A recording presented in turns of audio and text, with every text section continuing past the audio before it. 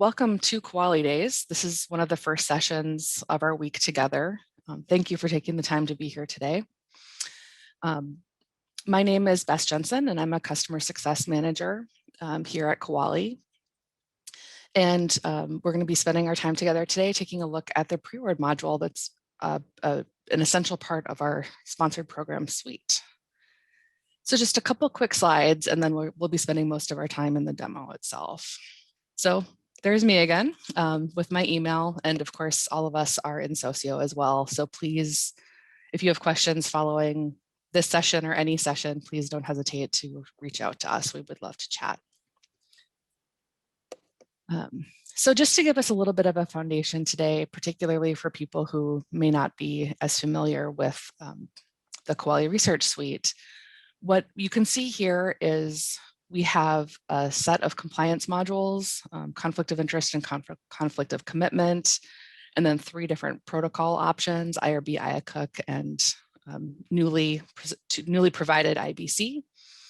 And then on the sponsored program side, we have our pre-award lane, our post-award lane, and then the new module of export control, which I'm actually doing a session on in a couple of hours.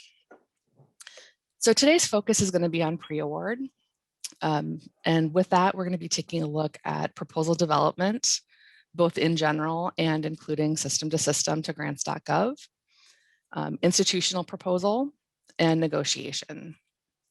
So just for some brief background here, proposal development is the part of the suite where generally lots of people would have access and can log in and create a proposal, including a budget and uploading scope of work, inputting your key personnel, and having options for a very robust workflow so you can collect lots of different approvals from people. Now, as part of proposal development, you can also add in a system-to-system opportunity and submit to grants.gov as opposed to using Workspace or Assist or one of the other federal portals. Then institutional proposal is the next module in the workflow where you can actually track what happens to a proposal after it's been submitted up until the point that it's been funded. And then negotiation is where you can keep track of any kind of communication back and forth that has to do with that project. Negotiations can just as easily be linked to awards and subawards as to the pre-award modules, but with today's focus being on pre-award, we'll be talking about negotiation in that context. And then tomorrow at the same time, we're doing a post-award session. So if that's of interest to you, you may want to come to that as well. And then, like I said, in a couple of hours, we've got an export control session. With that being such a new module, we wanted to give that a full session of focus. So what I'd like you to do is just think about in terms of pre-award software, what kind of questions do you have? What pain points do you want to address? What kind of goals do you want to achieve? And if you have that in mind as we take a look at the demo, I think with what I'm able to show you and some of the examples, you'll be able to find this more relatable. I do encourage people to ask questions along the way. If it's something that's very topical to what we're looking at the time, please feel free to unmute yourself and ask the question. But if other things come up along the way, or if you just don't want to unmute, please put those questions into the chat, and we'll do our best to answer your questions as we go, and then we can always follow up afterwards as well. So again, the majority of our time today is going to be this live demo. But I also wanted to show you the thank you slide so we don't have to come back to this later. And I will remind you of this at the end, but we do have a place where you can review sessions in the Socio app. So please do that as well. All right. So without further ado, let's actually take a look now at the Koali Research Suite, and in particular, the pre-award modules. So what we can see right away is the dashboard. And I do want to spend a couple minutes on this because as the homepage of the application, this is a place that really keeps you grounded in the work that you're doing. Now, the dashboard is highly configurable. So you're able to determine as an institution which of these cards are going to appear on the page and for which kinds of users. So this can be controlled through permissions. Excuse me.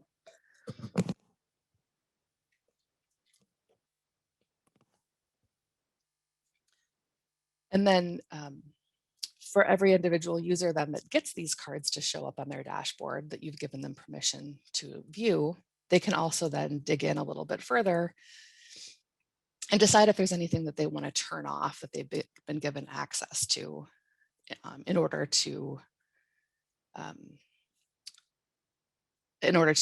really hone in on what's important to them. So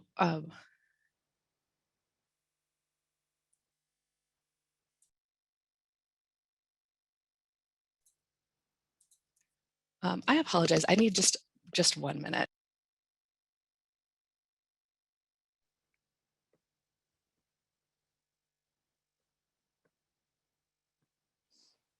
While we wait on Bess, are there any questions so far? I know we've just begun, but I want to check in if there are any questions. I have a general question, if I may. Sure. Did I see somewhere the sessions are recorded and we can go back and watch something else later? Because I noticed there's a couple conflicts where I'd like to do both, and obviously I can't do that. Yes, the sessions are being recorded. I think there may be a couple exceptions where that is not happening. However, this one is, and majority of them will be recorded. And then the recordings are going to be, processed, and they will be uploaded back into the Socio app. So the app that you are currently logged in to access the sessions. So the recordings will be uploaded there once they're done, and you'll be able to access them via the app again. And they'll be available, I believe, through the end of October. So Okay, you can come thanks. back between now and October to do that. Great, thank you for that, Kat. So sorry about that break, everybody. I had to do something with the heater. So back to the dashboard. So I talked just a minute ago about how you're able to control which cards people are able to see. But then what's also really important is that when each individual person logs in and takes a look at the dashboard, they're only going to see the records that are relevant to them. So if they have the ability to either edit or view them, and they're in a state that they would be showing up in the dashboard, they're able to see their work. So the idea here is to provide transparency to people who need to know what's happening, but also that security so you're not showing information to people who shouldn't be seeing it. And so if we look at this card right here, proposals not routing, this is going to be your proposal development records that have been created but haven't been submitted into workflow for approvals yet. And so if you are working on a proposal, or if you have access to be able to edit or view that proposal, it's going to show up for you up until the point that it's been submitted into workflow. Now, once that's been submitted into workflow, it's going to show up in this proposals routing to me section.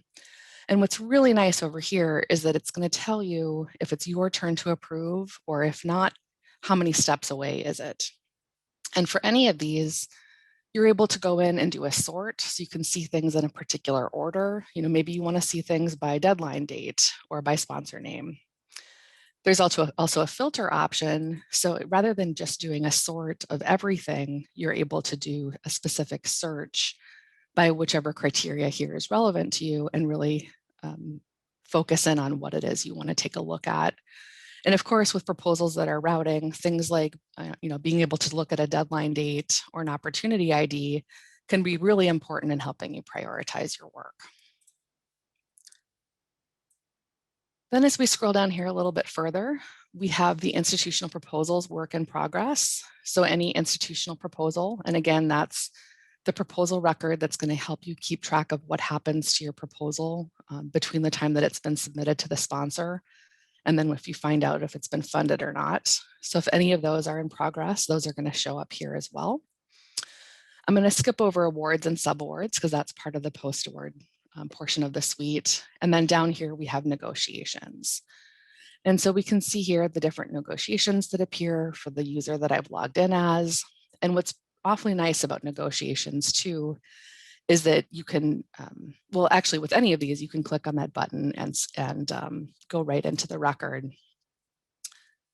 but we also can see here if something has been overdue and needs immediate attention. And you can also, with a lot of these records, do a click into a pill within the page and be able to drill in and see some additional information without actually needing to open the record and take a look at it. But of course, with any of these, it's just a simple click on the record to be able to launch it and see really that record in detail. And then down here at the bottom of the page, we also have a section that's really about proposal development routing, because of course, a big part of a proposal is not just putting it together, but making sure that the right people are approving it and taking a look at it. And so what you're able to do here is control a workload assignment. And what's pretty common for this section is that if you're routing to an entire sponsored programs office, that you can actually assign which person in that office is going to review each individual proposal. So people are very clear about what's expected of them. So you can see in this example, there are 2 potential people to approve this record. And so right from this page, I'm able to make that selection and give that person that assignment. So the dashboard is really about showing you in a really clear, succinct way what is currently being worked on to help you keep focused on accomplishing that work. But of course, there's also lots of ways to do searches so you're able to find what's important to you. And so this search records page, we actually end up calling the Omni search because it searches throughout the entire suite, and it's going to help you find records not in a particular module, but really anywhere within the system that you're using. And so you can just type something directly in here, or you can do something a little bit more specific. Let's say you want to take a look at a sponsor.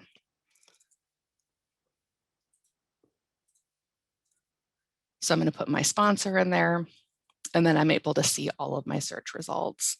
And you can keep adding in additional search criteria to again, really help you find what it is that's important to you. You can control which columns appear on the page and what order they show up in. So for example, let's say you want to include deadline date and you want that to be really easy to see front and center in your search. So you can select that field, pull it up where you want to see it. And now when I perform my search again, I can see the deadline date showing up right there in position 2 where I'd put it. And then what's also nice, this is actually a very new feature we've just released. You can actually also export these search results into a CSV. So if you want this information outside of the system, that it's just as easy as clicking a button to be able to do that. We provide this common tasks page as a place where you can initiate new records and do module-specific searches. And then I think one of the real highlights of the Koali software is this all links page. And that's because this is really where the configurability of Koali comes into play. This is a page that you would give edit access to just a small group of users. Who they would be, of course, your choice. But the idea here is that you can actually open up different maintenance tables and control the values that are going to show up in dropdowns and lookups, or you can also control behaviors within the system. And of course, a big part of an implementation, whether that's me or someone else on my team, the Director of Customer Success, Kat Schultz, who's here with us today, we set this up for you as part of the implementation, and then we also teach you how to maintain this. So you're able to really own your system going forward. Looking at our knowledge base as you need to, asking us questions as you need to, but the goal really is to empower you so you're able to manage the system for yourself. And then right below that is reporting. This is an in-app reporting option because of course, not only do you want to be able to put that data in, but it's really important to get it back out again too. So let's actually take a brief look at a report. Excuse me. So as I dig into this reporting section, I am going to just pick a proposal report so we can take a look at something that is pre-award. And what we can see here when we first open this up is a real visual way of displaying the data. And we provide a number of out-of-the-box reports that we teach you how to use and you can run with. And there are also options for you to create custom reports as well. So as we take a look at this, we can see that if you mouse over this information, you're going to see some details show up, and you can make changes over here to the filters on the right. And as you make those changes, the data is going to display differently. So our goal is actually to keep the number of reports relatively small, but to give you a lot of options for how you actually make the data show up based on different years or units or different kinds of filtering opportunities. So you can get the information that you need without having to have lots of reports to maintain. So as we scroll down here, we can see some other options of some of these visuals that are available to you. And then what's really nice too is that once you've gotten that report to show up the way that you want it to, you can do a download. So in this case, downloading an image could be really helpful. You download that image and it's all ready to go to put into an annual report or PowerPoint slides or whatever it is you might need it for. And then as we go back over here, not only do we have these highly visual reports, but we also have reports that are tabular. So if I go in over here, this is actually the exact same data that we were looking at together just a minute ago, only now it's in that table form. And again, you can change these filters and really massage that data the way that is meaningful to you. And then again, ultimately download it. And again, you've got the PDF and image options, but there's also the ability to download that to a CSV. So if you want to have this information exported out of the system and continue to work on it, that option is provided as well. All right. So I think that is about what we want to take a look at for an overview. So what I want to do now is actually create a proposal.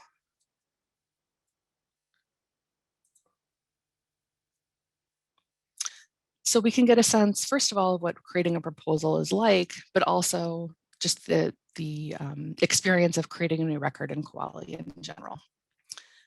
So this create proposal page, first of all, is controlled by permissions. So whoever is going to create a proposal would get the permission to do so. And again, that's up to you. You can give that permission widely throughout your institution, or you could be very selective about it. And of course, those are options we would help you think through in an implementation. So I talked a little bit a minute ago about these configurable tables that let you control values throughout the application. So here with proposal type, you can see the options that we provide out of the box. I think in this case, they're probably pretty relatable to people. So we may make a few changes to a list like this, but for the most part, leave it as it is. Whereas something like a unit list would be completely driven by your institution's needs. And what we do in an implementation is work with you to collect all of the different units at your institution. And by units, you can think departments, divisions, centers, labs, schools, whatever the different aspects of your institution are. We not only load them into the system, but we also load them in a hierarchical way that help the application understand how everything rolls up within everything else. And then that becomes a really big part of how we do workflow logic and how we also grant permissions. So everything really fits together, but is also incredibly flexible to give you, again, the ability to give people the transparency to what they need to see and the security to not be showing people things that they shouldn't be seeing. Again, a configurable list. This is one that's probably changed a little bit more frequently. And then ultimately, we're going to put in some proposal start and end dates. And I'm actually just going to let Chrome fill in those dates for me based on a proposal I created recently. All right.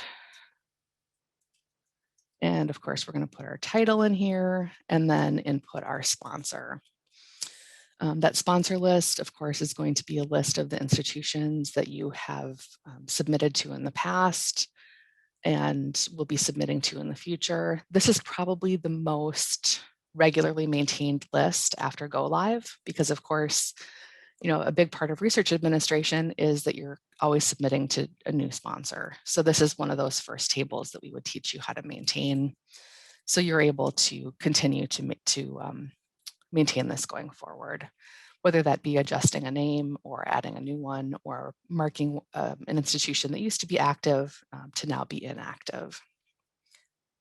So now that I have my basic information about my proposal in, I can click this Save and Continue button. And what I've basically done at this point is just initiated a proposal. And we do have this really nice notification that can be configured to be sent at this place. And what this is going to do is provide a notice of intent to submit a proposal. And so you can configure this as with system generated notifications throughout the system to either send as soon as somebody clicks that save button, or it can come up as a pop-up and then it can be modified as needed. So whatever your out of the box recipients and subject and message are will still come up. We set this up for you based on what's useful to you, but then it could be changed as you go. But however you do end up doing this, the idea is to be able to notify whoever needs to know that a proposal is now in the works. And so this could be an invitation to take a look at their dashboard and click that link and contribute to the proposal, or just simply know that it's coming. So that can be figured into the workload that's coming up later. So I'm going to send that notification.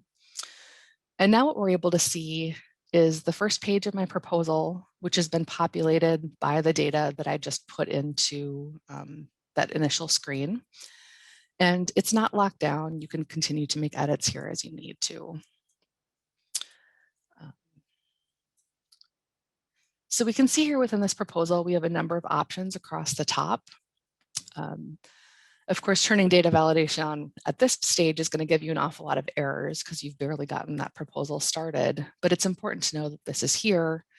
So at whatever point you are ready to do that validation, just with a couple clicks of a button, you have errors and warnings showing up.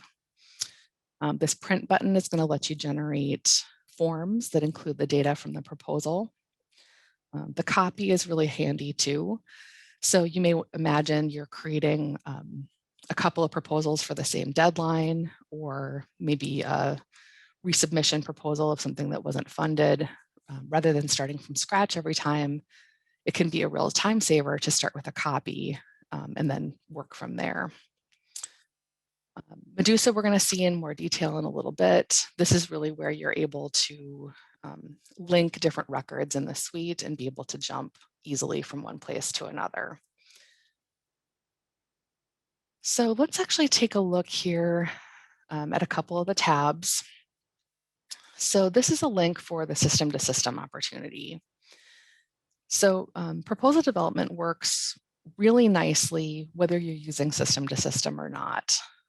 And again, system to system is the way that we're able to collect and submit data for a grants.gov submission. So if you're going to do a submission that would go into grants.gov or Assist or one of the other federal portals that also allows grants.gov submission, what you can do rather than use those systems is come in here to the S2S opportunity and find the opportunity that's relevant. And when that happens, let's see here. I'm actually going to just put in a fairly big test opportunity that grants.gov has created, because I think it's pretty helpful to be able to see a long list of forms that are supported. I should just mention too, of course, our demo environments and our sandbox environments are connected to the grants.gov test site, not to the production site, because of course the federal government would not appreciate it if we were submitting test proposals to production that would really go to sponsors. So we do work with you to come up with to identify a list of test opportunities that you can use to get used to system to system. So I put in this fairly large package that grants.gov has provided. And you can see once I've added it in, we can see an awful lot of really baseline information about that opportunity. And then also the forms that are included. As I mentioned, this is kind of a test opportunity with a lot of forms. But what that also means is you can select which ones are going to be relevant to you and pick those out and really experience how system to system works in Koali. And then once you've submitted, you're able to see your submission detail on this page. And of course, that's not showing up yet, but I'll be able to show that to you in a minute. So the idea is that regardless of the opportunity selected, you're able to see which forms are mandatory and which forms are optional. But if something's going to be included, you can select that to be used in your opportunity, to be used in your submission. And you can see here the word unavailable. And all that really means is that we don't actually have fields within Koali that are going to collect that information. So instead, you're just going to fill out the fillable PDF and upload that into your proposal, and then we'll be able to take the data out of that. So unavailable does not mean unsupported. It just means that the data is collected in a slightly different way.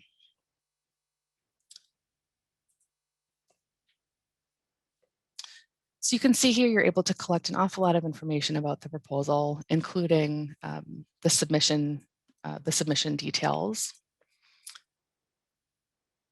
Over here on sponsor and program information, again, lots of information that can be collected, including the sponsor deadline and whether it's postmark receipt or target, the specific code. And you can see here too that some of the information from my grants.gov opportunity, since I have one applied here, has shown up. So let's take a minute to take a look at how we collect information about people.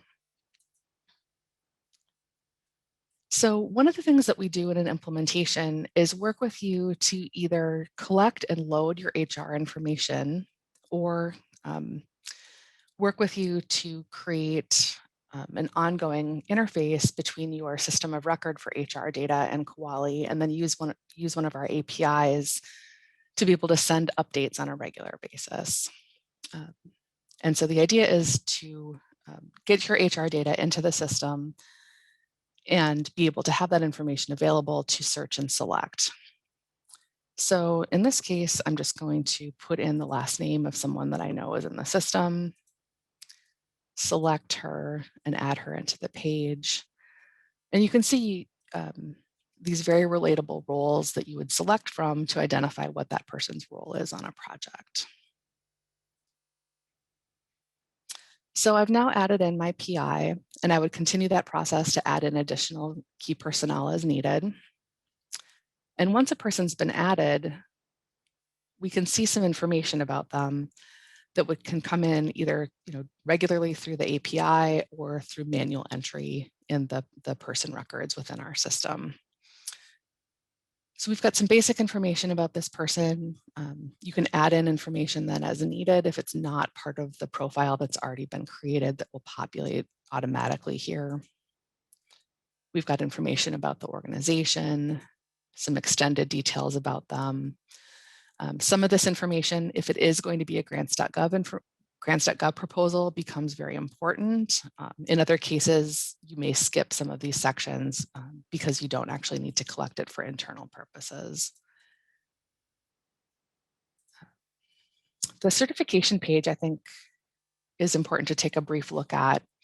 This is a completely configurable section where we work with you to determine what are the questions that you need an individual certification for, whether it be just the PI or the PI and additional key personnel. And so this is just one example of how that can be set up. But the idea here is to put in whatever certification you need from those individual people, so you're able to collect that within the system. So in this case, you can see here that you can click through and answer these questions. You could also have free text fields, drop downs, lookups. Again, lots of options here.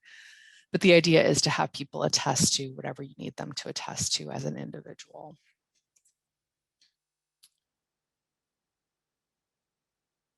So that's the kind of information that can be sent, that can be entered by the person who's creating the proposal. But you can also see that we have these notify buttons. And so if you click on that button, it's going to send a person a notification to ask them to come in and answer their certification questions. So it's another way of inviting people to join the proposal to do what they need to do within it. It's also possible to collect this certification as part of the workflow process. So when it's been routed to someone to approve, they could answer those questions at the same time.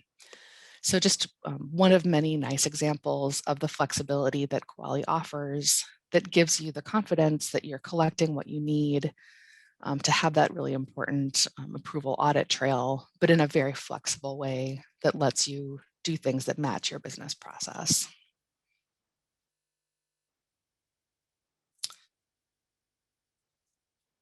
So let's take a brief look at this compliance page. This is where you're able to keep track of things like the use of human and animals in the research, export controls, really anything that it may be relevant to your proposals that you want to be able to track that requires some kind of additional review or tracking. So if I pull up animals as an example, we can see here that once I've selected that, I can pick my different approval statuses. So maybe in this case, it's pending. And then if there was a compliance identifier, which could be a protocol number or some other number that's meaningful to you, that can be entered in here, as well as application, approval, and expiration dates, and any kinds of comments.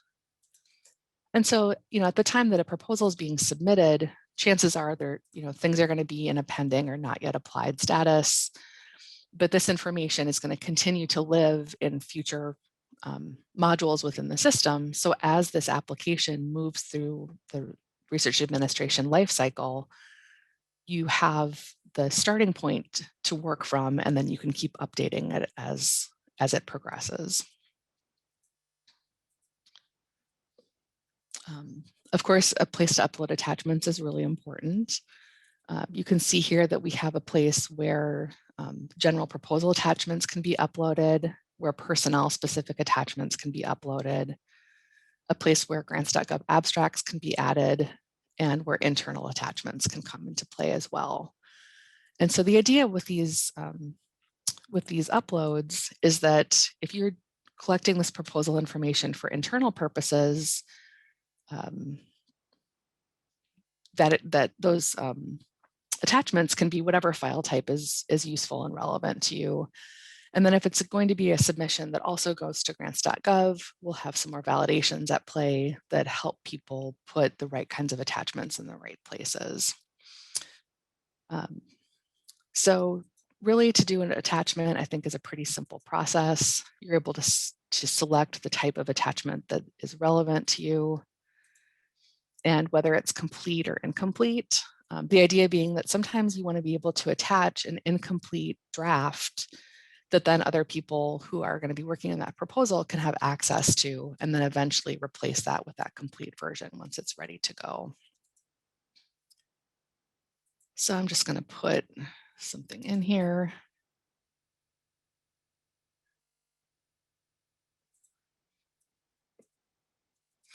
And this is a good example too of some error and warning messages that you're going to see throughout the system. The idea is to really guide users to be able to know what is expected of them without having people just need to know that. So we can see here in this case, a description is required. So I've just typed in the word describe to meet that requirement. And now we have our upload in place. And so we can see the file name of the document I uploaded, the type, its current status, the description, the user that was logged in that did the work, and the timestamp.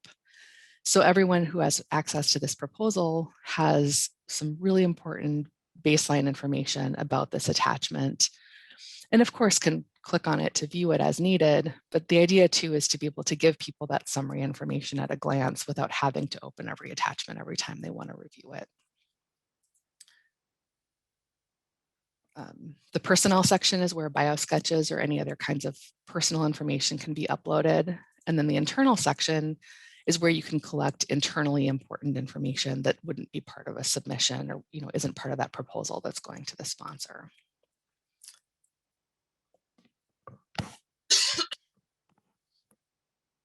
The questionnaire, which is loading right now, is a place where you can ask proposal level questions of the person who's submitting this, or the person who's preparing this proposal. They're going to be a set of grants.gov questions if this is going to be a grants.gov opportunity. And if not, that wouldn't show up. But you can always ask whatever questions your institution wants to collect. Because the idea really within Kuali is that we want to provide you with out-of-the-box best practice data collection, but also fully know that every institution is a little bit different in the additional information that you need to be able to collect. And so providing things like a configurable questionnaire lets you collect information that you care about that isn't part of that out-of-the-box application. And there's no limit to the number of fields that can be collected here. So it's really up to you to determine what you'd like to collect here. And of course, we help you through that process, get it that configured for you, and teach you how to maintain it going forward. I think access to the system is really important too, especially because in a lot of cases, you may have a number of different people contributing to different parts of the application. So you can set up ahead of time who's going to get access to a proposal as soon as it's created. So of course, the person who creates it gets access. You can give automatic access to the PI or other key personnel, to department or division or whatever kind of unit level people. And then also on this permissions page, you can add additional people to give them access on more of an ad hoc basis. So our goal here is to give you the ability to set up the standard access, so you don't have to think about that for every single proposal, but then the ability to modify it as you need to.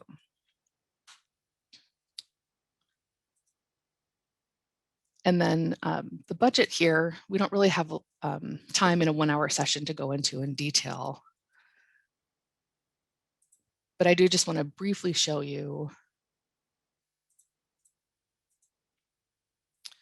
our budget.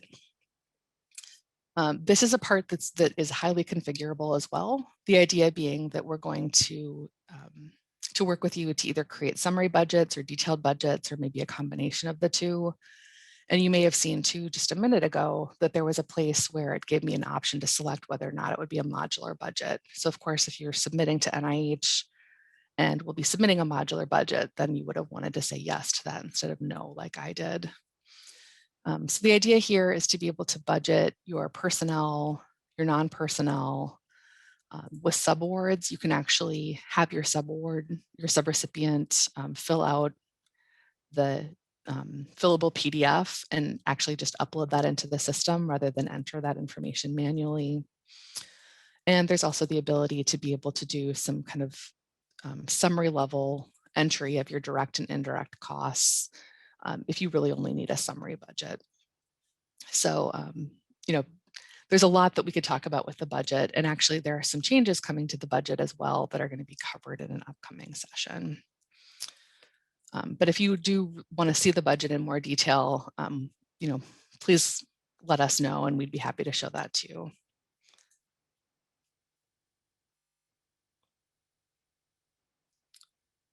All right. So what I'd like to do now is just take a look at a proposal that's already been created, so we can see what the submission process looks like.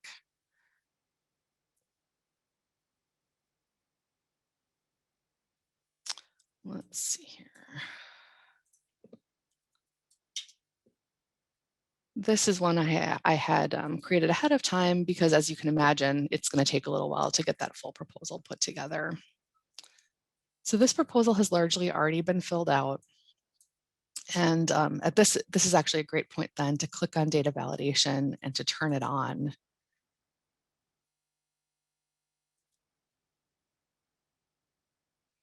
So we can actually take a look at any errors and warnings that we need to clear in order to submit this application.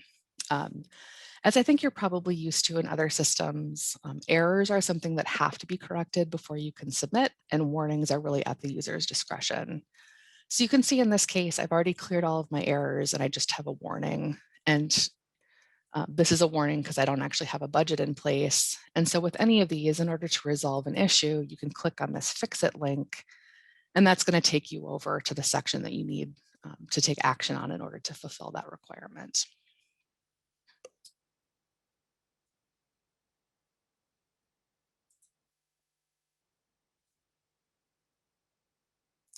So let's actually take a brief look at the submission process.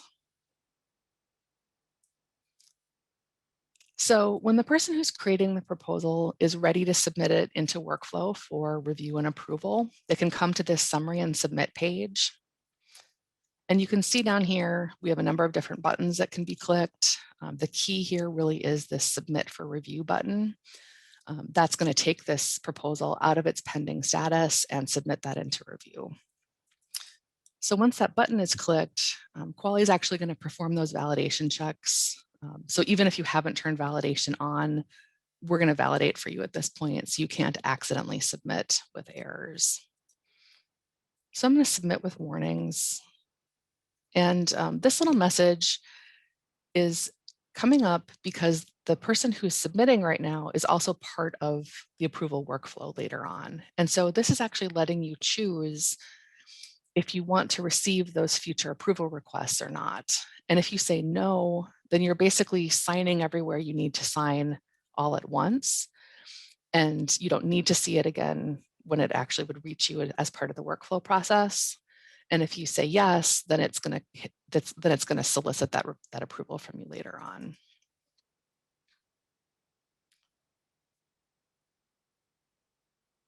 So now that this has been submitted, it's going to show up in the dashboard in that the proposal's routing to me card to let people know that it's been submitted into workflow for review. And I'm actually just going to take a brief. Oh, good. Kat, thank you for responding to people in the chat. Do you think there's anything that's come up so far that we should address before I go any further? I think there was a question about whether or not you can download the Grants.gov application package for preview, which you can, and you can email it for folks to review. The other question was about notification. So I think I've responded that, and there were a couple of questions on the budget tool and Quali calculating to the 2 decimal places. Folks would like that, have the option to round it up to a whole dollar. So I just provided some information about the session that we have about the new budget tool that's coming. So I would encourage folks to attend that to learn more about what the new budget tool is going to include and when that's going to be available and so forth. Okay, thank you so much. All right, so now that this proposal has been submitted into workflow, we are able to take a look at our route log and see basically where this proposal is going to be approved.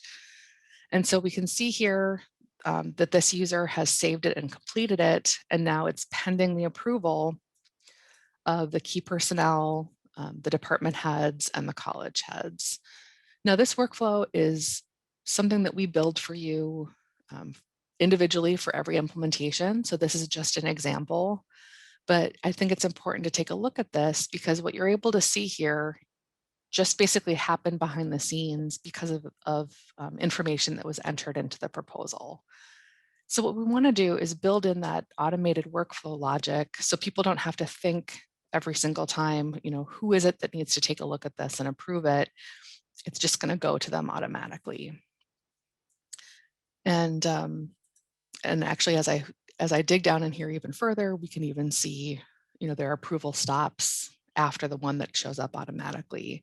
Anything that's going to be in the future after this first stop is going to show up down here. So as everybody logs in and either approves or declines to approve and asks for edits to be made, all of that's going to be logged here within the route log. And I think an awfully nice feature in proposal development is to be able to do these super user approvals.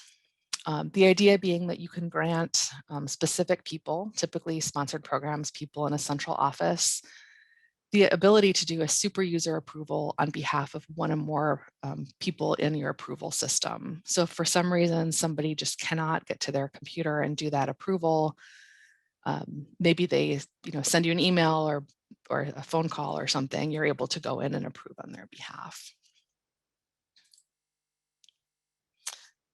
Also, we saw that notification I sent a little bit earlier. When a system generated notification is sent, or if you send an ad hoc notification from a record, that all ends up getting logged here in the notification history section. So what you're able to do is always have that audit trail of notifications that you've sent, which then gives anybody who has access to this record the ability to see who got what information and when.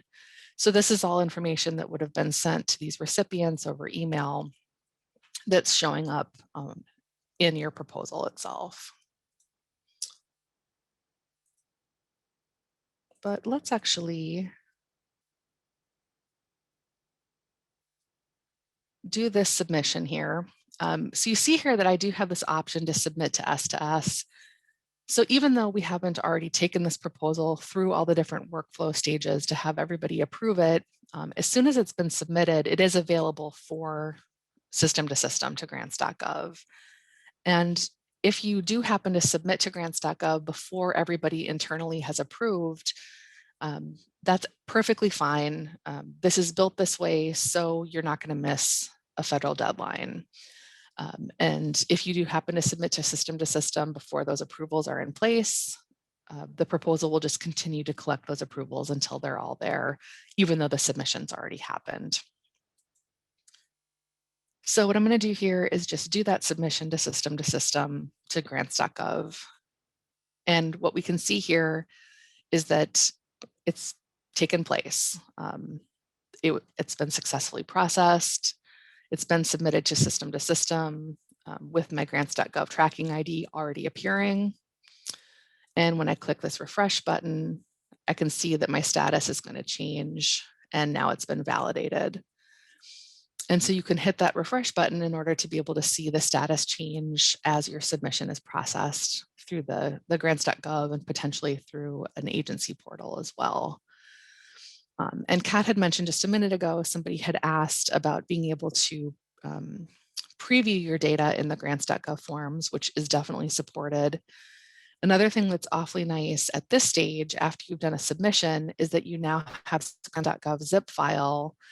And that's actually the application itself that's been sent back from grants.gov to show us what they have actually received from you in the forms. So what you're able to do here is, without having to navigate anywhere else, you can actually take a look at exactly what was submitted through grants.gov. And sorry, that just popped up on my other monitor. So we can see here the PDFs that are part of the opportunity, as well as some additional information as well. This was a very simple submission with just the face page, but of course, in most cases, it would be longer than this. And then, as I said, this can continue then to go through workflow and be approved for your internal purposes. So by finalizing that proposal, submitting it to grants.gov, what has happened automatically is that an institutional proposal has been created. And as I mentioned earlier, an institutional proposal is where information about your submission can be tracked after it's submitted to the sponsor and up until the point that it's been funded. Because if it's been funded, you'll then create an award and link it to this. I feel like the institutional proposal doesn't always get a whole lot of attention, largely because we can actually generate it for you from proposal development, so you don't have to create it from scratch. However, not every institution is going to implement proposal development, or maybe not implement it in a first phase. And in that case, you can just start using Kuali right at the institutional proposal phase and come in here to log your proposal for tracking and reporting purposes. So the idea here is to be able to update your proposal information as anything changes, without making changes to the proposal development record that you just saw me submit. That proposal development is going to give me a really strong snapshot in time of exactly what was in place that was approved and submitted to the sponsor. whereas this is really my living record. So as things change within the life of your proposal, maybe you've gotten a just-in-time request, or your protocol has been approved. Whatever it is that may have changed, a user, typically somebody in a sponsored programs office, can search for this proposal, click that edit button like I just did, and come in here and change whatever needs to change for it. So we can see, we've got information about the sponsor. Maybe you've just gotten a sponsor number from a just-in-time request. So you want to come in here and put that into that field. There's a number, the variety of information that can be updated in here. As I mentioned earlier, this is a great time to update that compliance information. So maybe at this point, you now know that there is a space change that's going to be part of this application that wasn't known earlier. So that can be input here or updated if it was pending but not yet approved. So lots of information that can be collected. And then ultimately,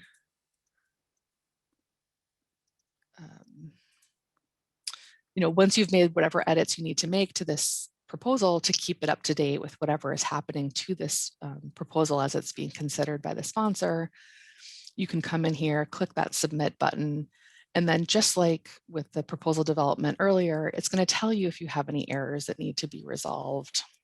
So in this case, it is actually showing me that I have some information that needs to be fixed in order to submit my change to this proposal. And just like we saw earlier, you can click that fix button. It's going to take you right to the section that needs some attention, so you're able to input that information.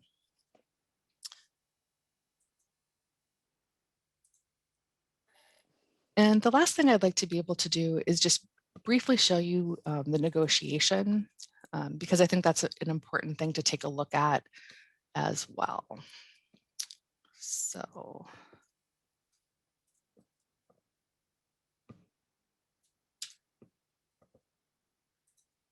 what I'm doing right now is actually just looking up a proposal that I had created earlier. And now that I've identified that proposal, what I can do is actually go to this Medusa button and take a look at the records that are linked to it. Now, if I knew some specific information about my negotiation, I could have searched for that too. But I wanted to do this from a proposal just to get a sense of how things are linked to each other. So whatever associated record you happen to know information about, you can search for that and then click on Medusa to be able to see those relationships. So in this case, I'm going to just open up this negotiation so we can take a brief look at the kinds of information you can collect as you want to keep track about different activities that are happening with regard to a record, in this case, to a proposal.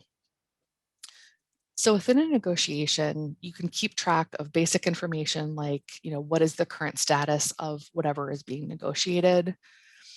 Out of the box, your options are in progress, complete, and suspended, but those are configurable, as with the vast majority of the dropdowns in our system. You're able to track the start date of the activity, and then once it's been completed, the end date, which will default to today's date, but you can always change that.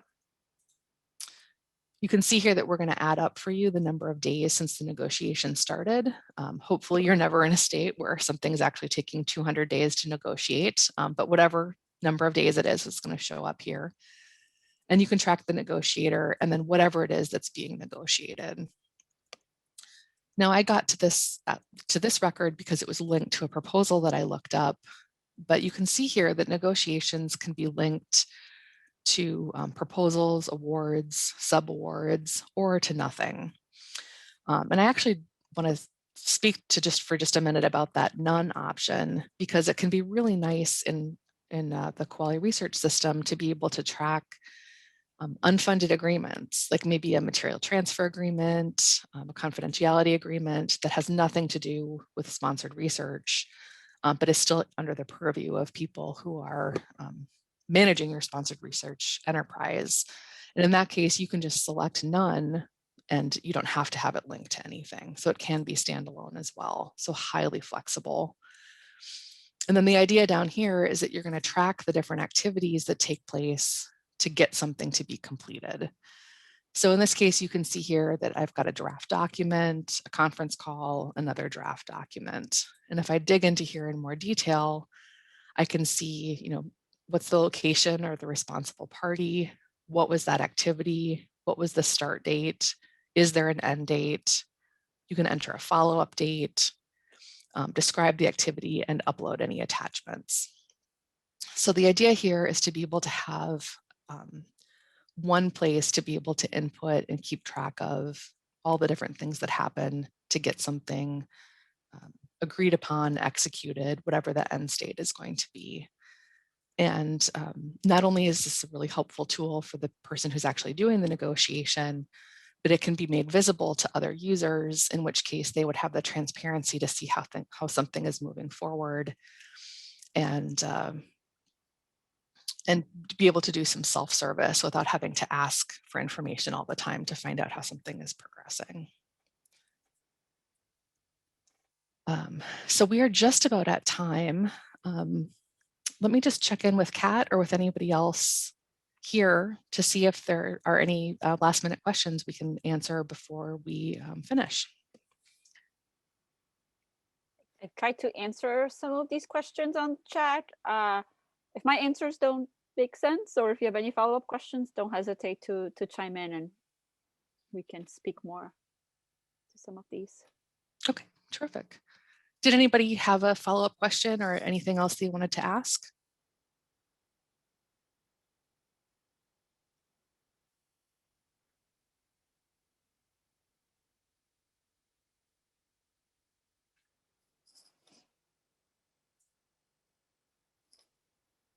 Okay. I know that it's pretty high level for us to take a look at the whole pre-award part of the suite within. Yes. This is Gene Larson. Maybe you mentioned at the beginning, I'm joining in the middle, but Sure. will these recordings, will we be able to access them at a later point, and where? You will be able to access them. They'll be in that Socio website or app. Okay, thank you. Yeah, absolutely. Yeah, whether it's a session you've already attended, or of course, there are plenty of times there are two things you want to see concurrently. And Kat, I think you mentioned the date earlier. Is it October that those are up? Yeah, and I'll repost it. I posted it in the chat at the very beginning, but again, if someone has joined after, they may have not seen.